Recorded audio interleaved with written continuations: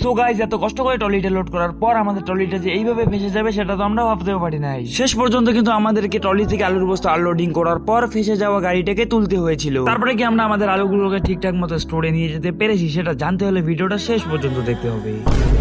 So hey hello, আসসালামু আলাইকুম everyone, আমি মজিবুল, একজন ছোট্টখাটো কন্টেন্ট ক্রিয়েটর। এটা হচ্ছে আমার 30 দিন চ্যালেঞ্জের 2 নম্বর ভিডিও। কালকের ভিডিওতে তোমরা দেখেছো আমি কিন্তু স্টোর গেছি বন্ড কাটতে, কিন্তু ব্যাড লাগ আমার, আমি কোন রকম বন্ড পাই নাই। তারপরে গাইস বাড়ি আসার পর কিন্তু আমি অনেক চেষ্টা করার পর ফাইনালি 100 প্যাকেটের বন্ড জোগাড় করে ফেলেছি। আর তাই কিন্তু আজকে সকাল সকাল আমি টলিকে ফোন করে আসতে বলে দিয়েছি। এখন আলুগুলো ডিরেক্ট লোড করে আমরা কিন্তু চলে যাব স্টোরে। তারপরে কিন্তু আমরা সবাই মিলে গাড়ি লোড করা শুরু করে দেই, কিন্তু আজকে হয়তো আমাদের ভাগ্য এতটাও ভালো ছিল না। এরকম করে বলার কারণ হচ্ছে এত কষ্ট করে গাড়িটা লোড দেওয়ার পরে কিন্তু দুর্ভাগ্যবশত আমাদের গাড়িটা কাদায় ফেসে যায়। আর গাড়িটা এইভাবে ফেসে যাওয়ার মূল কারণ হচ্ছে কন্টিনিউ বৃষ্টি হওয়ার কারণে মাটিটা ভেজা ছিল, যার কারণে কিন্তু লোড গাড়িটা এরকম করে কঠিন ভাবে কাদায় ফেসে গেল। তারপরে কিন্তু ফেসে যাওয়া গাড়িটাকে ওঠার জন্য অনেক রকম প্রচেষ্টা চালু করলাম এন্ড শেষ পর্যন্ত কিন্তু ধাক্কা দিয়েও ট্রাই করতে গেলাম, বাট কিছুতেই গাড়িটা কাদা থেকে উঠানো যাচ্ছিল না। তারপরে গাইস ডিসিশন নিলাম লোড গাড়ি থেকে কিছু প্যাকেট আনলোড করার পর ট্রাই করি দেখি গাড়িটা উঠে কিনা। শুধু যে আলুর বস্তা আনলোডিং করেছি সেটা কিন্তু না, আর একটা বুদ্ধি প্রয়োগ করলাম, সেটা হচ্ছে গাড়ি থেকে কিন্তু ট্রলিটাকে আলাদা করে দিলাম। এবার চেষ্টা করে দেখি গাড়িটা উঠে কিনা। সো দেখতেই পাচ্ছ এই বুদ্ধিটা কিন্তু আমাদের কাজে লেগে গেল। এরকম করে কিন্তু ফেসে যাওয়ার ট্রাক্টরটাকে আমরা উঠিয়ে ফেললাম। এখন জাস্ট ট্রাক্টরটার পিছনে ট্রলিটাকে সেট করব এন্ড ট্রলিটাকে কোনোভাবে উঠিয়ে নিব। সো যাই হোক, অনেকক্ষণ কষ্ট করার পর দেখতেই পাচ্ছ ফাইনালি আমাদের গাড়িটা কিন্তু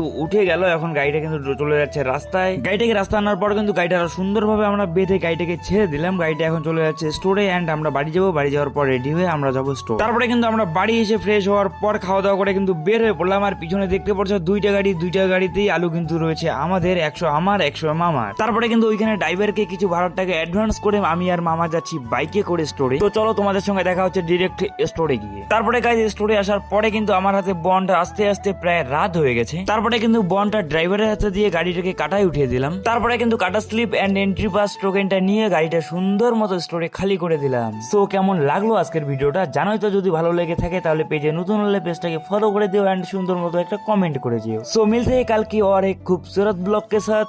सो bye bye, take care. So guys, এত কষ্ট করে ট্রলিটা লোড করার পর আমাদের ট্রলিটা যে এইভাবে ফেসে যাবে সেটা তো আমরা ভাবতেও পারি নাই। শেষ পর্যন্ত কিন্তু আমাদেরকে ট্রলি থেকে আলুর বস্তা আনলোডিং করার পর ফেসে যাওয়া গাড়িটাকে তুলতে হয়েছিল। তারপরে কি আমরা আমাদের আলুগুলোকে ঠিকঠাক মতো স্টোরে নিয়ে যেতে পেরেছি সেটা জানতে হলে ভিডিওটা শেষ পর্যন্ত দেখতে হবে। সো হে হ্যালো, আসসালামু আলাইকুম এভরিওয়ান, আমি মজিবুল, একজন ছোট্টখাটো কন্টেন্ট ক্রিয়েটর। এটা হচ্ছে আমার 30 দিন চ্যালেঞ্জের 2 নম্বর ভিডিও। কালকের ভিডিওতে তোমরা দেখেছো আমি কিন্তু স্টোর গেছি বন্ড কাটতে, কিন্তু ব্যাড লাগ আমার, আমি কোন রকম বন্ড পাই নাই। তারপরে গাইস বাড়ি আসার পর কিন্তু আমি অনেক চেষ্টা করার পর ফাইনালি 100 প্যাকেটের বন্ড জোগাড় করে ফেলেছি। আর তাই কিন্তু আজকে সকাল সকাল আমি টলিকে ফোন করে আসতে বলে দিয়েছি। এখন আলুগুলো